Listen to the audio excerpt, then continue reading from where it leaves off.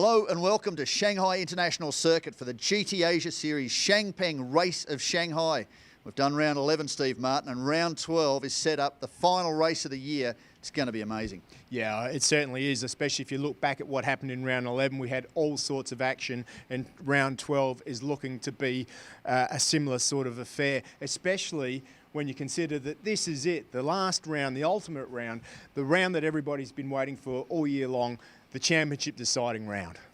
And who would ever have predicted that the number 37 Ferrari, right in the battle, qualified on the front row for round 11, failed to finish. And then the Lamborghini had dramas, couldn't do any better than 8th. It's going to go all the way down to the wire. Who's going to be able to predict what will happen in this final round of the championship? Well, definitely the BBT boys have got it all to play for. If they can get that Ferrari fixed in time and get it back out on the grid, they've got to win this race, and they've got to hope that there's some sort of problem with the number 55 car. And if you look at round 11, the last race, the 55 car wasn't that competitive in wet conditions. So, of course, Steve, the two title contending teams start this final round side by side on the front row.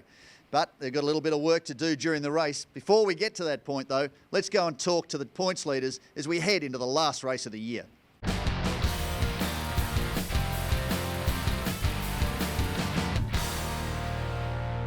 Very, very difficult to see in front of the track. It was really, really difficult to approach the braking point, especially after the main straight.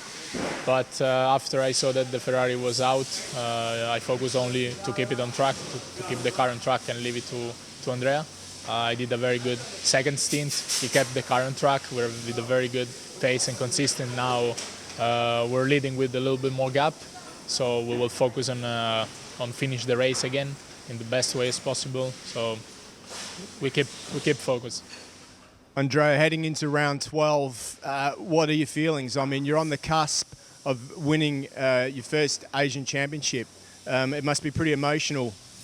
Yes, of course, much emotional, but we have to stay with the feet to the land, and was the same for the same for race 1. So stay calm, don't take risk. And for us, the important is finish the race. Well, the start wasn't one of the best. We spun around, we got hit, and then after I got the problem at the back straight, and then I just ran into the Porsche in front of me, which I'm sorry for it, but I couldn't do anything. I cannot see the car in front. I expect that the braking point was there, and the car just snapped and ran into him, so retirement. Turning our attentions to round 12, you're going to be back out there. Can you turn it around? Well, we're trying to fix the car, so the team is working very much, and we are just trying to put it back and trying to win their race at least. The championship is still open, you never know, but at least we tried. Yeah, never give up.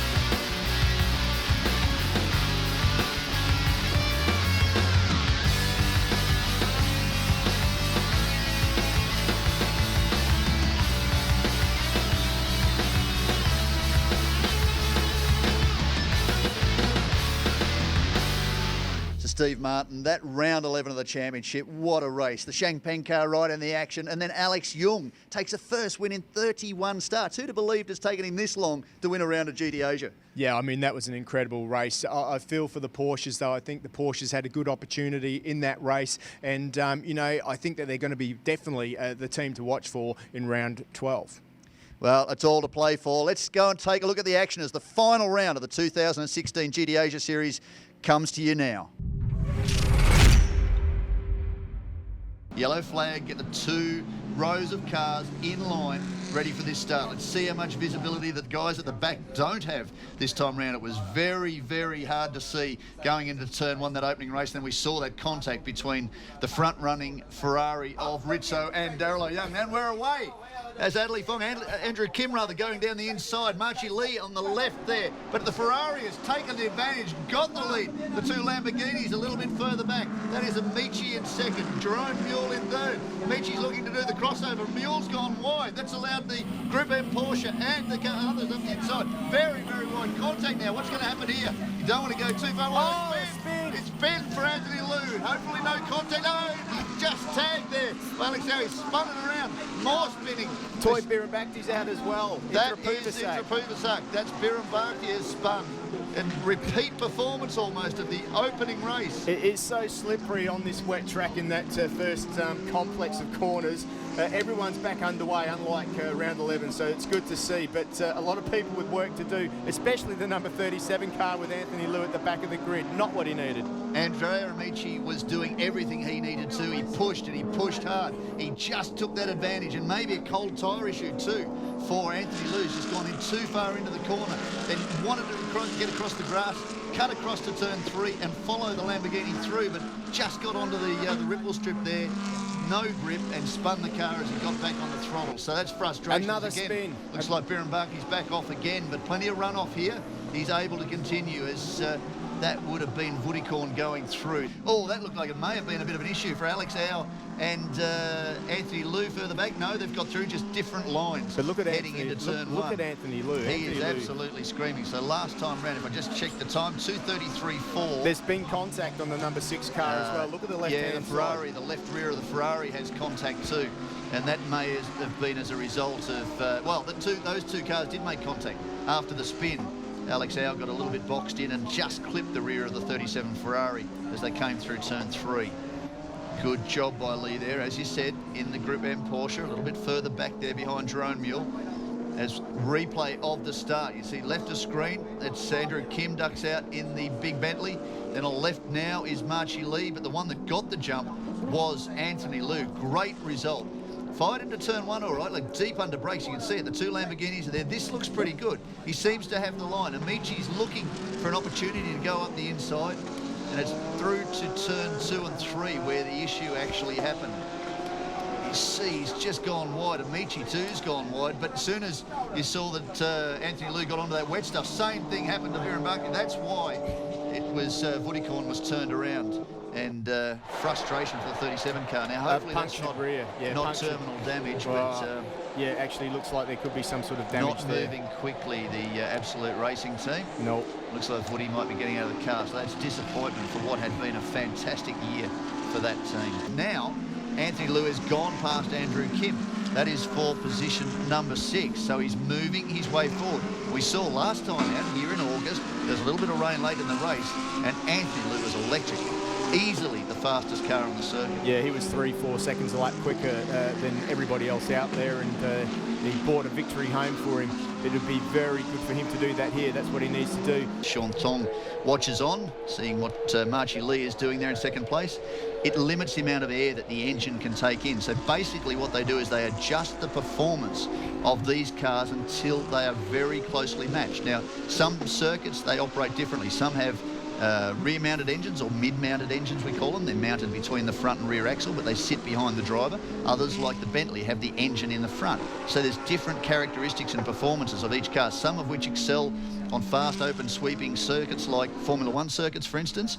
Others may do a little bit better job on some of the tighter circuits that we visit. So there's a whole heap of variables, but ultimately what the administrators of any of these categories are trying to do is get all these cars matched on performance. So they pretty much, with the same driver across a lap, will set the same time. It's interesting, you'll find that something like the Audi V10 in road-going form will do 330 kilometres an hour. These guys will be lucky to do 280, but it's the aerodynamics where they have the advantage, and the brakes. They stop a lot later and they can carry speed through a corner. As we watch, this is Frank Hughes had a spin, not in the Shangpeng car. That's not what he needs to do.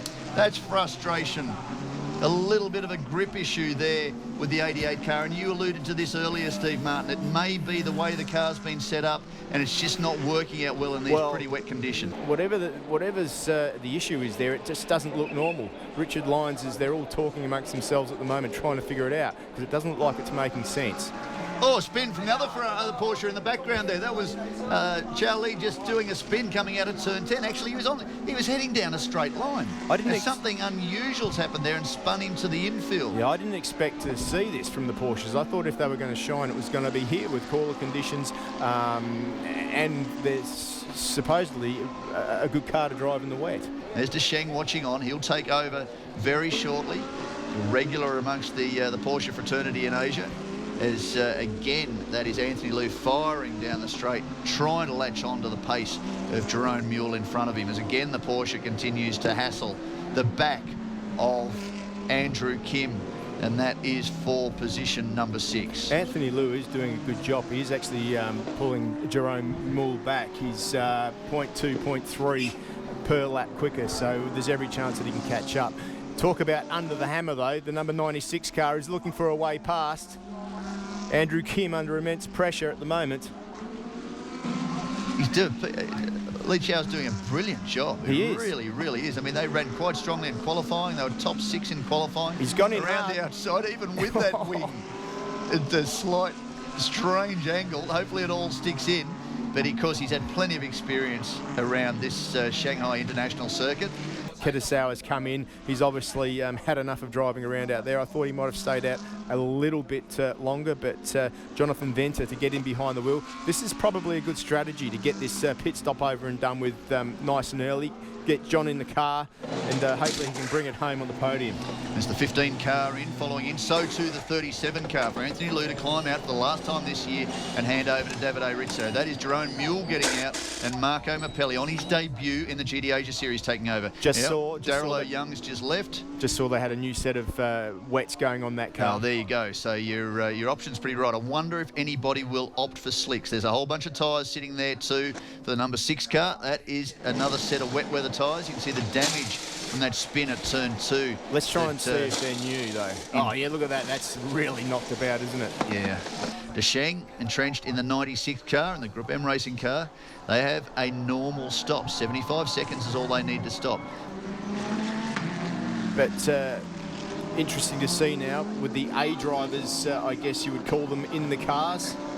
Johnny Venter will be happy to look at that little piece of footage later. Marco Mappelli, one of the rock stars from Europe, going deep under brakes, and he actually monstered him as he came in under brakes in the number 8 Bentley and take away a little bit of time. But there's the race leaders, Andrea Amici's done a brilliant job. We've seen this from him a number of times this year. Hands back to Edo Liberati to close this out for him too.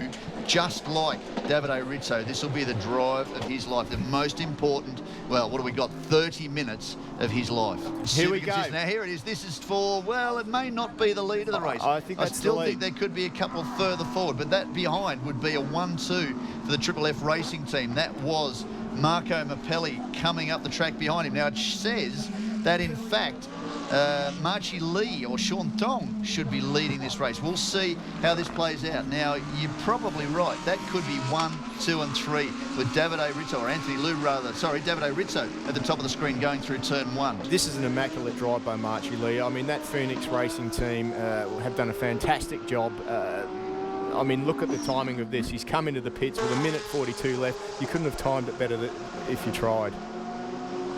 They will be doing everything they can for this gorgeous A8 by Bathing Ape Audi Hong Kong, Audi R8 LMS GT3 for the 2012 Audi R8 LMS Cup champion. He's been a race winner in that series too this year and is right in the championship fight with his teammate Alex Young. It'll be a slick stop. This is a great operation. Of course, part Asian, part German, Phoenix Racing Asia from Ernst Moser. Winners, multiple winners in the DTM Championship in Europe, also in the Nürburgring 24-hour race.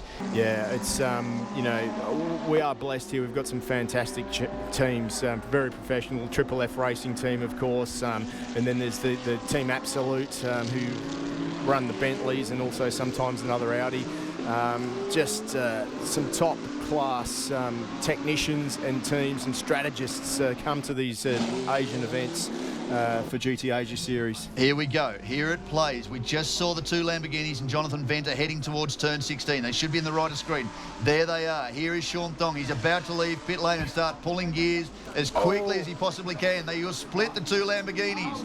Between, that is Mapelli and Edo Liberati. Now, Liberati doesn't need to do anything but sit comfortably there, and he and Andrea Amici will be the 2016 GT Asia Series champions. There he is, Sean Thong once again, coping well with the pressure. But I guess now with 16 minutes to go, you've got to think that car number 55, the Hurricane there on the screen, beautiful, prepared, and once again, we said that gold Audi was beautiful, but look at that Hurricane. Isn't that beautifully prepared from the Triple F by ACM Racing Team? Andrea Caldarelli here this weekend as well. Indeed, he is. And in fact, Sean Fu, who's the Triple F element of the team, was due to race here in a Lamborghini Super Trofeo, but unfortunately was unable to make it, had to pull out at the very last minute. But very passionate about their motorsport, and the Roger Dubois liveried Lamborghini Huracan looks immaculate. It's very, very quick, and those two young Italian drivers, they're fantastic. They're fantastic representatives of their country, of Lamborghini and the sport. Great for us to work with as media, great for the category because they're very, very professional and very, very fast, and they've experienced firsthand just how competitive the Asian market is. It actually looks to be getting a little bit lighter. I was going to say it was getting dark. I know they've probably opened the camera up a little bit, but it appears to be getting a little bit lighter. Maybe that dry line will appear a little bit sooner than you think. Well, that's why all the cars are heading over to the left there, and you can see as they come out of turn 13 up the top of the circuit there, it's definitely quite dry. The last thing you want to do is overheat these tyres now with 15 minutes to go, because it could get awful slippery and slidey. And if you had to pit now, it'd be a big disaster. Well, it'd be effectively game over. I mean, okay, for Edo and Andrea, they could pit, no problem, stay out of trouble, still finish the race. As long as they score a point, they will win this championship. But I don't think they need to do that. But Edo's certainly taking the safe approach, and why not? I noticed that Jono Venter's closing in just a little bit. It was down to 2.7 seconds, but as they crossed the line, that had extended again to 2.9 seconds. So they'll be monitoring that. If he gets too close, that starts to be somewhat of a challenge. They might allow him to force his way past Sean Thong, or they might just let the big Bentley go and give him the opportunity to finish fourth. I mean, they're going to be the champions as long as things continue down this path. Here is Alex Young all over the back of Davide Rizzo, who's clearly suffering as a result of the dramas they've had here this weekend. He's driving a very wide line, protecting the opportunity. One of the best in Asia at doing that is the man behind him. So I don't think anything would have happened if the roles were reversed. Alex Young certainly would have been very wide and tried to do the same thing to Rizzo. But whether or not he's got more grip and able to take that position away, he's gone round the outside. That is a gutsy move to do that and take away the position. As that looked like Liberati starting to press a little bit harder now on the rear of Sean Thong. There they are. Sean Thong running a bit more of a protective line, and Liberati knows that if he makes the move, it has to be decisive. It has to be without any chance of contact, any chance of drama. But that number 8 Bentley of Jonathan Venter is starting to get a little bit closer. Oh, he's now, on the through inside. the parabolic, he's got the line. He can take the position away. Could be a drag race down to turn 14. But Sean Thong also knows he's a smart operator. He's done the crossover. Look at that. And he take the position away, heading down to turn 14. He knows that Liberati has to yield. He's going for the championship. Sean Thong wants to hang on to this second position. He's taken the position back in the drag race down to turn 14. Meanwhile, look at John Venter in the background. He's starting to make a bit of ground on the two guys in front. That gap would be interesting to see. It's 3.7 at the moment back to Jonathan Venter, but if there's one place that he doesn't want to finish in his number 8 Bentley is fourth, which is where he is at the moment. How much of this is instruction? How much of it is raw racing driver? Well, you've got Italians behind the wheel of that number 55, and they're young. Yeah. So they're being reined back quite a bit, but the blood is pumping, and they I think they know what they need to do. They just need to finish the race, basically. But when they get into an overtaking manoeuvre like we just saw before, I mean, anything can happen. Here's a replay. Yeah, we'll see what happened. Down at turn 14, Shangpeng corner. He's just gone in too deep. Run on. But on that point, they do turn the turbo boost right down in the wet, in the low RPMs, in the first 3 gears, in fact, on those Bentleys. So they're virtually normally aspirated. There goes Jonathan Venter, similar problem. Well, he's run too deep too. That's two times. He That's did it low there the lap TV before. corner. And you see just behind him, he's got now free of the battle that he was involved with Davide Rizzo is Alex Jung. So Alex Jung last time round 2:23.5. Johnny Venter 2:25.5. He lost 2 seconds, and the gap is now 3.7 seconds. So that could well be a position change and allow Alex Jung to get himself into position number 4. Edo Liberati pushes once more, going through turn 3. Very wide. He wants to be very, very careful. He needs to finish this race, but applying the last little bit of pressure on this last lap, the last lap of the 2016 GT Asia Series, onto Sean Thong. Sean Thong's aware. He'll be being told by the Phoenix Racing Asia team, just keep holding position.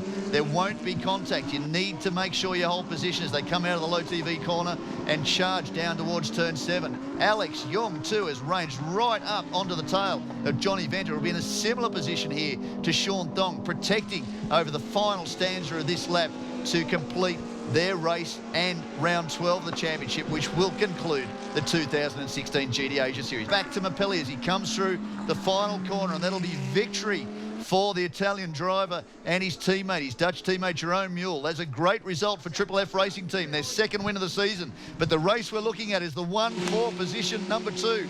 Will it be Edo Liberati? Will it be Sean Thong? Will there be contact? Not long to wait now. There they are, top of screen.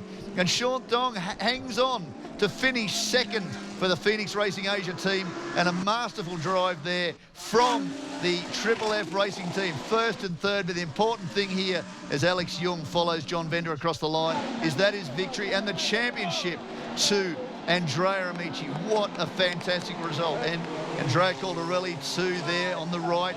Very, very happy. Part of this team, part of this success story.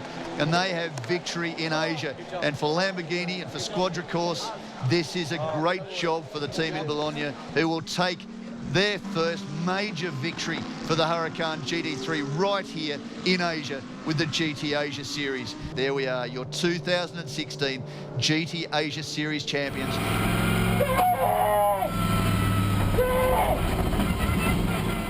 Jerome, congratulations. Fantastic feeling. I know you had a big part of developing this car. It's you've just won here in China.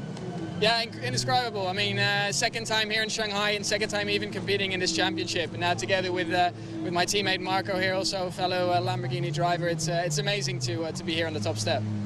Marco, a fantastic drive. You brought the car home for your victory first time out here in GT Asia. Well, Jerome made a big step at the beginning of the race with the old tires. Then we save our new tires for this stint, and they pay off. So thanks to the team, thanks to Lamborghini, it's good to win. And they won also the championship. So yeah, looks good with 2 cars on the podium. Congratulations, guys. Yeah, good points. It was interesting to hear from Jerome Mule to be seeing that he's run the older rubber to start this, and then go with the strategy to put Marco Mapelli on the new tyres to complete this race. And look at that result. First in round 12, first in the championship. Great result. But it looks like Steve Martin might be down there with the guys we really want to hear from, the 2016 champions, Liberati and Amici.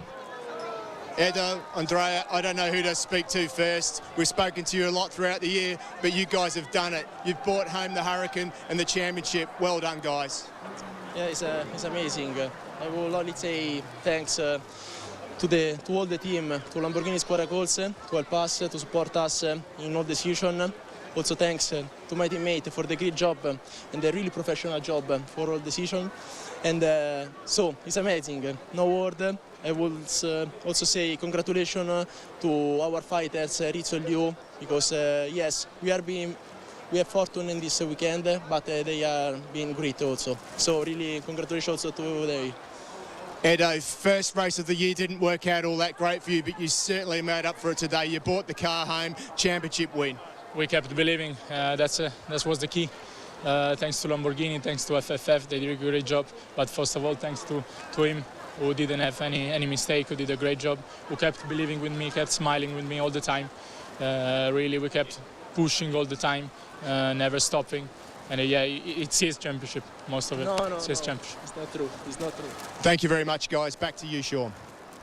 Yeah, thanks, Steve. There it is. Edoardo Liberati, Andrea Amici, and rightly so, Edo at the top of the tables there, 144 points. Sean Thong and Marchie Lee actually leap into second place as a result of that P2 finish, and Sean Thong's strong drive, 126. Davide Rizzo and Anthony Liu fell to third, 119 points. And Natalie Fong and Andrew Kim, also race winners this year, 115. Then Johnny Venter and Alex Young's strong drive to work his way back into contention at the end moves him up to position number 10.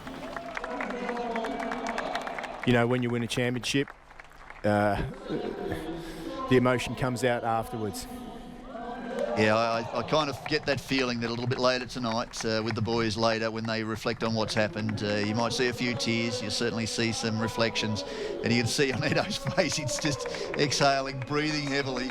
The burden, you're right, that's exactly what it was. The burden's off his shoulders. They took it on personally. Edo, in particular, took it on personally, and a lot of this support and a lot of this result is due to Andrea, because he kept counselling his teammate that really it's a team effort. You've done the job. You've driven brilliantly.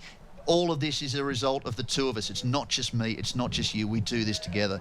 And this is going to be plenty of champagne. They're going to enjoy this. And that's it for the 2016 GT Asia Series. We look forward to you joining us in 2017 for what promises to be even bigger.